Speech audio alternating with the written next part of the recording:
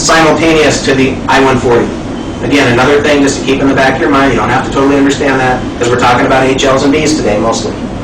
But the application form to fill out for your final stage of the green card process is called adjustment of status, or I-140.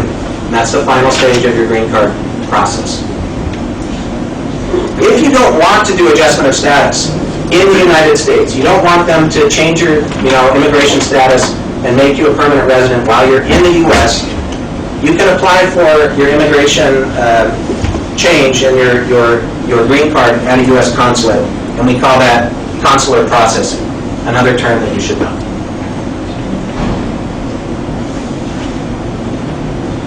So in order to be qualified for adjustment of status in the United States, you have to show that you were legally admitted to the U.S. You can't swim there, you can't climb a mountain and get there, you have to enter legally.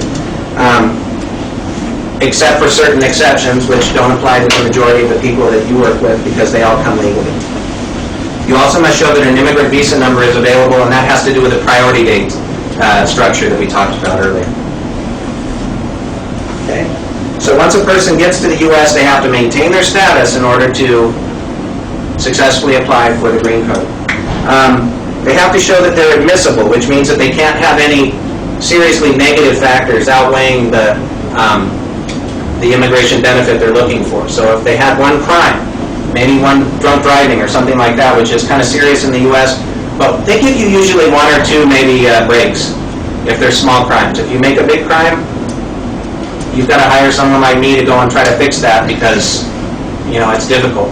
You won't run into too many people that get these, but maybe some they come to the U.S. and they start to realize, hey, it's fun here. They want to drink something or do whatever, and the next thing you know, now we're talking about inadmissibility and problems.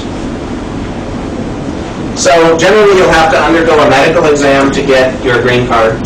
Not a big deal. Just they'll vaccinate you for things if you never have records of your vaccinations. So incidentally, if you do get vaccinated, keep a record because you won't have to get that shot again later. Costs money too.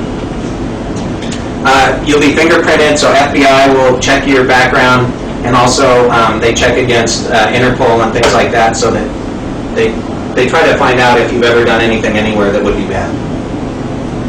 And incidentally, if you have a name that is common to maybe like,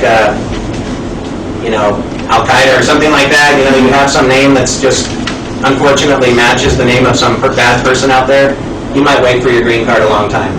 Even for your H-1B or other visa, if your name is matching a database that they have for suspected people who are involved in terrorism, you might wait a long time to get that visa. Some of you probably have experience watching your core employees suffer through that and the pain it can cause, and there's really not a lot you can do to try to advance that. But anyway, it's one of the big problems we face. When you apply for adjustment of status, you're in the final stage of your green card, you can apply for interim benefits. One of those is to apply for a work permit and the other is a travel document. Okay? The work permit is called EAD. We talked about that earlier, Employment Authorization Document, and that lets you work during the period while your adjustment of status is pending. Now, you can also work under your H-1B at that time if you have one, or an L-1 visa, not a B-1. Okay? Nobody in a B-1 status should be working, period. So that's something that we'll talk about later too. But work permit is a good thing to have because if something happens to your H-1B, it's nice to fall back on that EAD. It's good to have. It's like wearing a belt and suspenders. Okay? Nobody wants their pants to fall down in front of immigration, right? So you wear your H-1B and your EAD, and you're safe. Same thing would be true with a travel permit or advance parole. Okay, this is a word again you should know. You'll hear it over and over, advance parole. What the heck is that? What does that mean? Parole is somebody who goes to jail and comes out, or, where do you hear that? It has to do with traveling and being allowed into the United States for a limited period of time while your green card is being processed. If you have an H-1 or L-1 visa, you can travel in and out of the U.S. with that H or L visa while the green card is processing, but not under any other visa category, only H or L. So if people want to travel while they're in the green card process, you got to warn them. Make sure you have a valid visa or advance parole. We're about ready to enter phase 2 of the training, the B1 visa. Any questions or thoughts at this point? You were saying about this particular names that could create a problem. Yes. I've experienced people who have actually gone to certain countries, the Gulf countries, and come back and apply for the visas and they had problems. And even the looks, you would have from the long beard and all that, that there are some problems. Any thoughts on that? I've heard of things like that where, it's hard to say what the government is monitoring right now. Entries to countries, you're supposed to declare, I've been to, recently I've been to Iraq, or I've been to Kuwait, or I've been to some other place in your visa application. That will often trigger a more serious review of the application. So, should you lie and say you've never been? No. But maybe you could support your application with some additional documentation when you submit it. I think that might be a good idea. That would explain what you were doing in that place. If it was for work, you might give some other kind of work-related information, an assignment, maybe a work order or something. I went for this purpose, here's my application, I submitted to the consulate. Something to help support the application so they don't red flag it as quickly. Might help. Might not, probably, because they're just going to give you a bad time if you've been to Kuwait or somewhere recently. Kuwait's a nice place. Maybe somewhere else like Syria. It's going to be tough. Yeah.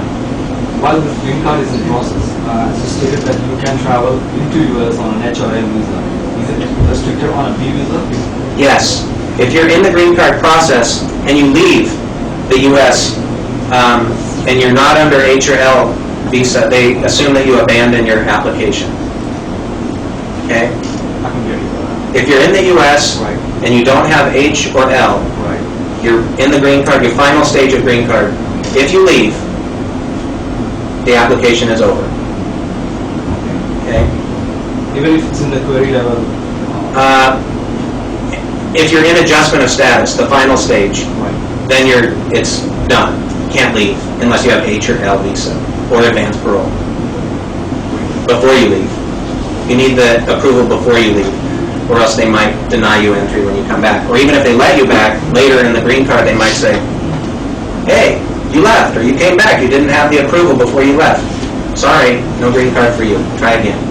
You can try again, but it just takes so long, it wastes a lot of time.